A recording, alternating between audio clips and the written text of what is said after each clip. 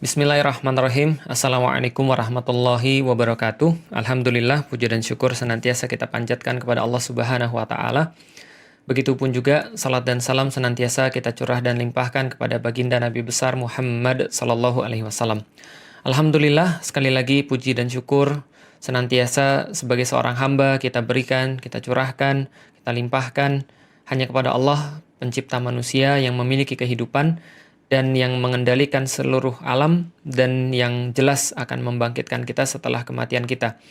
Maka ketika Allah mencoba untuk berbicara kepada manusia, Allah berbicara dengan kepastian-kepastian yang ada. Bahwa manusia pasti mati, bahwa manusia melihat langit yang tinggi tanpa tiang, bahwa manusia melihat bumi yang dihamparkan luas tanpa batas. Lalu kemudian manusia melihat gunung-gunung itu dipancangkan dengan rapi. Lalu kemudian melihat lautan-lautan itu bagaimana tidak tertera bagaimana airnya. Lalu kemudian Allah menunjukkan dengan segala macam itu, kekuatan-kekuatan itu, dengan apapun yang telah Dia ciptakan, angin, hujan, lalu kilat, petir, dan segala macamnya, untuk memberikan tanda-tanda bagi kita bahwa kita adalah hamba-hambanya, harusnya banyak-banyak bersyukur ketika kita menghadapi kekuatan yang maha besar seperti Allah Subhanahu wa Ta'ala. Maka kesyukuran yang paling besar adalah ketika Allah mengakui kita sebagai bagian daripada hambanya.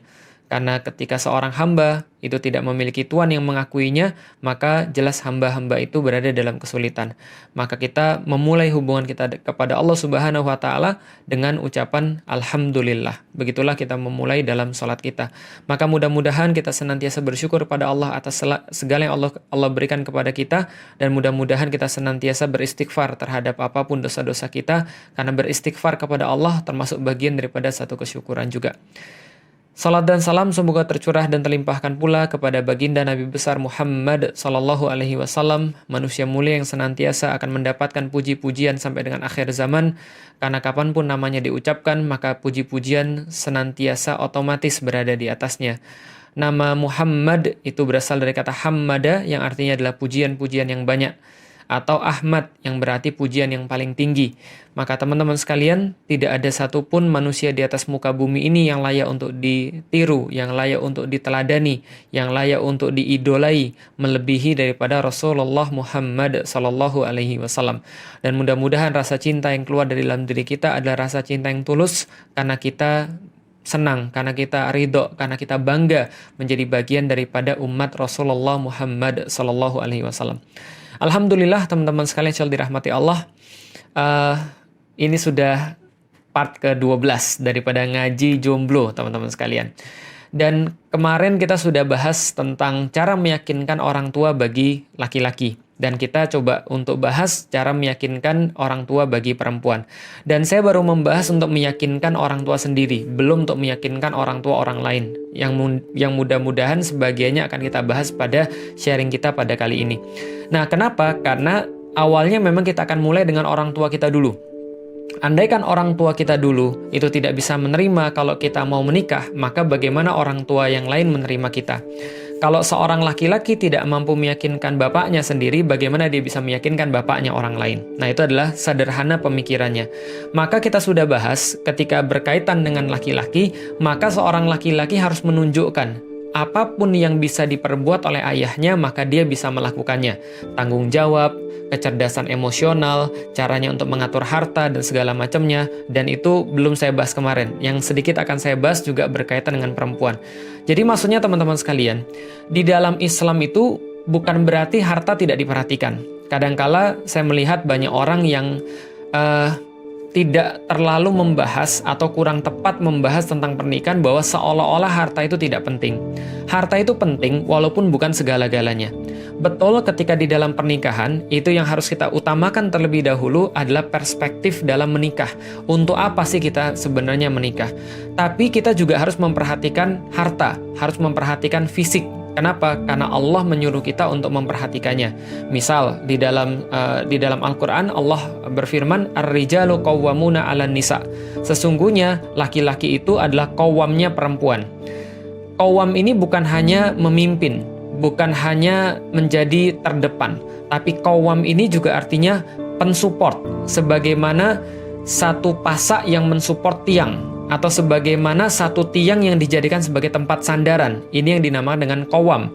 Qawam artinya adalah tidak henti-hentinya memberikan support, tidak henti-hentinya memberikan dukungan.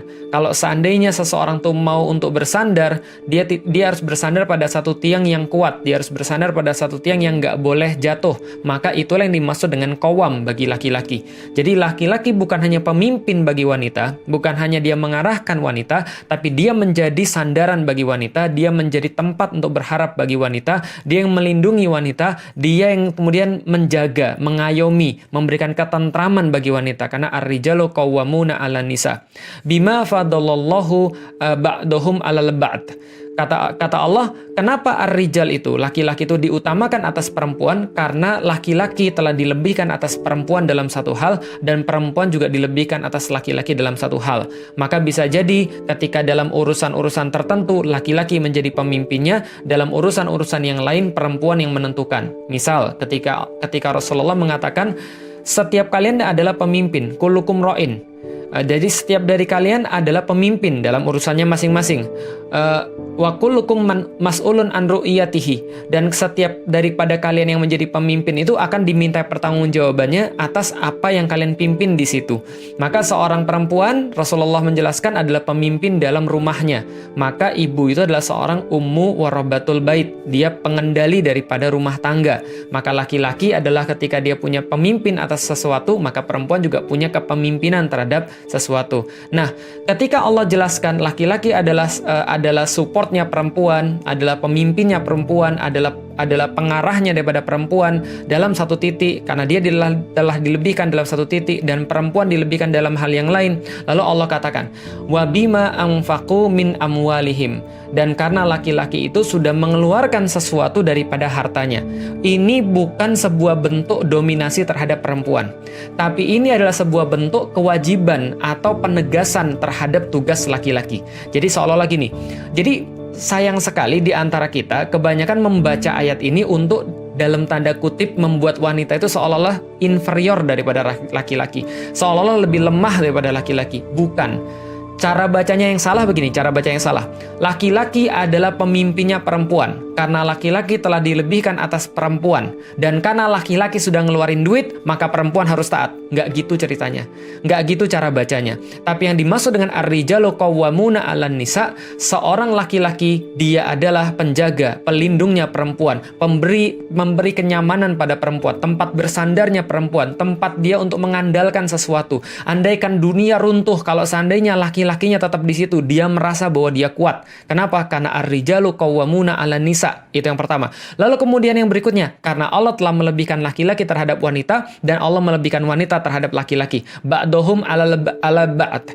Ketika Allah telah melebihkan yang satu dengan yang lainnya, Allah tidak mengatakan Allah lebihkan laki-laki terhadap perempuan. Enggak. Allah katakan Allah lebihkan yang satu terhadap yang lainnya. Artinya laki-laki punya kelebihan, perempuan punya kelebihan. Wa bima anfaqu min amwalihim. Dan terhadap apapun yang telah diberikan oleh laki-laki terhadap perempuan, maksudnya adalah dan karena laki-laki itu wajib untuk memenuhi segala sesuatu yang berkaitan dengan harta, dan itu bukan tugas perempuan. Paham ya? Jadi ini cuma pembagian tugas aja. Ini cuma penjelasan pembagian tugas. Bagi laki-laki, kalau Anda mau menikah, Anda sudah harus untuk menjadi seorang qawam. Anda sudah harus menjadi sesuatu yang lebih dalam hal-hal tertentu. Dalam hal emosional, dalam hal kemudian agama bisa jadi, atau misalnya dalam hal pengurusan rumah tangga, dalam urusan-urusan yang berkaitan dengan hal-hal yang kasar maksudnya, dan kemudian dia sudah bisa untuk memberikan nafkah bagi istrinya. Nafkah bagi istrinya bukan dibatasi dengan dalam tanda kutip, contoh misalnya harus punya duit 10 juta per bulan istrinya, atau 20 juta per bulan, bukan. Tapi menafkahi itu adalah memberikan apapun yang menjadi kecukupan buat istrinya, yang nanti kapan-kapan akan kita bahas dalam fase pernikahan. Tapi ini belum fase ke sana. Jelas ya? Jadi ketika kita berbicara tentang seorang laki-laki yang mau menikah, ya dia berarti harus mencukupkan dirinya. Ada yang nanya kemarin, Ustadz gimana kalau saya mau menikah, perempuannya sudah mau sama saya, orang tuanya sudah nggak ada masalah, tapi saya nggak ada duit, ya itu masalah antum. Nah, itu yang harus diselesaikan terlebih dahulu. Bagaimana antum mau ngomong nikah, tapi antum belum bisa menyelesaikan kewajiban dalam hal mencari nafkah, dalam hal kemudian mencari harta, dan ini harus kemudian difahami. Ini adalah kewajiban ketika orang sudah menikah. Lihat, orang ketika mau sholat itu nggak wajib khusyuk. Tapi begitu dia sudah sholat, maka dia wajib khusyuk. Jelas ya? Jadi khusyuk itu adalah kewajiban setelah sholat. Nafkah itu bukan syarat nikah. Tapi setelah Anda nikah, Anda harus kasih nafkah. Kalau tidak, Anda berdosa. Nafkah itu apa? Ya nafkah lahir dan nafkah batin. Yang kita bahas di sini adalah nafkah lahir. Jadi setidaknya Anda sudah punya penghasilan. Kerjaan tuh nggak penting, yang penting penghasilan. Kalau kerjaan nggak ada penghasilan tuh apa? Kalau ada penghasilan nggak ada kerjaan, nggak ada masalah. Contoh misalnya, ada bapak yang bilang, kamu nikah aja, nanti bapak yang biayain kamu kalau kamu ada kesulitan. Alhamdulillah, dia ada penghasilan, tapi dia ada kerjaan. Yang penting bisa menafkahi istrinya. Maka seorang laki-laki yang jantan juga, sebaiknya dia ngurusin hal-hal kayak gini. Tapi Ustaz, nyari kerjaan kan susah. Kerjaan selalu akan ada, penghasilan selalu akan ada. Yang namanya orang kalau mau nyari pasti akan ada. Kalau dia mau, dia pasti akan ketemu caranya. Karena Allah sudah menjamin rizkinya. Nanti kapan-kapan kita akan bahas juga tentang rizki. Tapi pasti ada. Makanya jangan banyakkan main game. Kecuali kalau game itu bisa menghasilkan bagi Anda. Kalau memang itu adalah kerjaan Anda. Jangan banyakkan main game, jangan banyakkan nongkrong, jangan banyakkan ngebut-ngebutan. Kerjainlah sesuatu yang manfaat. Saya sudah bahas tentang hidup adalah pilihan. Kalau seandainya kita memilih dari awal dengan sesuatu yang baik, kita akan pasti dapat lebih dulu daripada yang lain. Kalau ada orang belajar lebih dulu, dia akan bisa lebih dulu. Kalau ada orang berusaha lebih dulu untuk mencari nafkah, maka dia akan bisa lebih dulu. Saya harus mundur lagi ke belakang sebelum saya bahas tentang wanita. Gini teman-teman sekalian.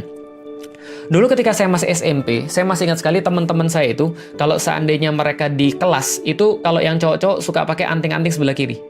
Anting-anting sebelah kiri dikatakan apa? Jantan. Kenapa jantan? Kalau sebelah kanan, banci. Kalau dua-duanya cewek, nggak tahu siapa yang buat standar kayak gitu.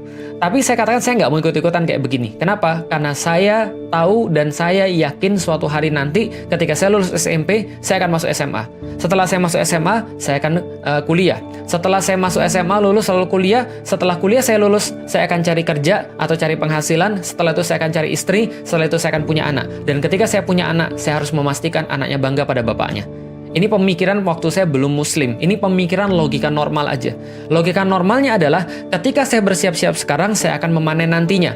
Maka pertanyaannya adalah, kalau ada orang yang ketika di SMP masih kemudian anting-antingan, masih ngerokok, masih membuang-buang hidupnya ketika di SMA, dia harus kemudian mulai untuk belajar. Dan ketika saya lulus kuliah, apa yang terjadi? Teman-teman saya yang awalnya membuang-buang waktu tadi, yang kemudian masih hidup-hidupnya mau enak, muda foya-foya, tua kaya raya, mati masuk surga, itu kemudian yang menjadi pemikiran mereka yang aneh. Lalu apa yang terjadi pada mereka? Ketika mereka lulus kuliah, mereka baru mau belajar rapi, baru belajar bajunya rapi, baru belajar penampilannya rapi. Saya sudah belajar itu dari SMP. Ketika mereka baru belajar untuk cari uang, saya sudah belajar itu ketika SMP. Saya buka usaha rental komik misalnya. Jangan ditiru. Tapi dulu saya buka usaha rental komik. Saya buka usaha kemudian untuk begini dan begitu. Saya beli part-part komputer, saya rakit lalu saya jual. Saya jual jasa untuk nginstal program-program komputer dan segala macam. Ya segala macam yang bisa menghasilkan kita sesuatu, yang mempersiapkan kita untuk menikah. Karena menikah perlu kayak gini. Jadi kalau seandainya antum berbicara, saya sudah siap nikah tapi saya belum punya penghasilan, itu belum siap, Bang.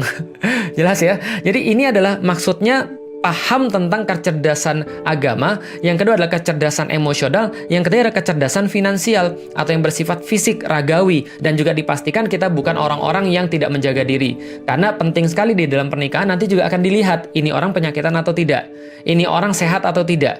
Lah kenapa? Karena kita jelas tidak mau untuk menjadikan diri kita ini, ya ketika kita menikah, ya kita punya handicap yang harusnya itu bukan datang dari genetika. Karena penyakit itu ya memang ada penyakit keturunan, tapi ada penyakit karena pola hidup.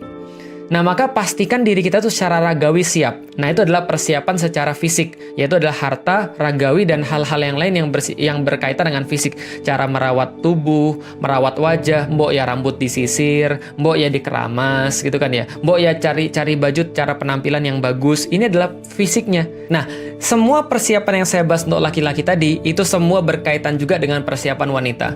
Jadi kalau seandainya kita singkat, persiapan wanita juga ada 3. Pertama adalah persiapan yang bersifat agama atau sakofah, yang kedua adalah persiapan yang bersifat emosional, dan yang ketiga adalah persiapan yang bersifat ragawi, yaitu adalah cara untuk memanage harta dan juga cara untuk memanage diri. Oke, sekarang bagaimana cara untuk meyakinkan orang tua untuk perempuan? Oke, tadi yang Ikhwan sudah selesai. Nanti kalau seandainya ada sesuatu yang kurang, nanti kita coba tambahkan, tapi kita coba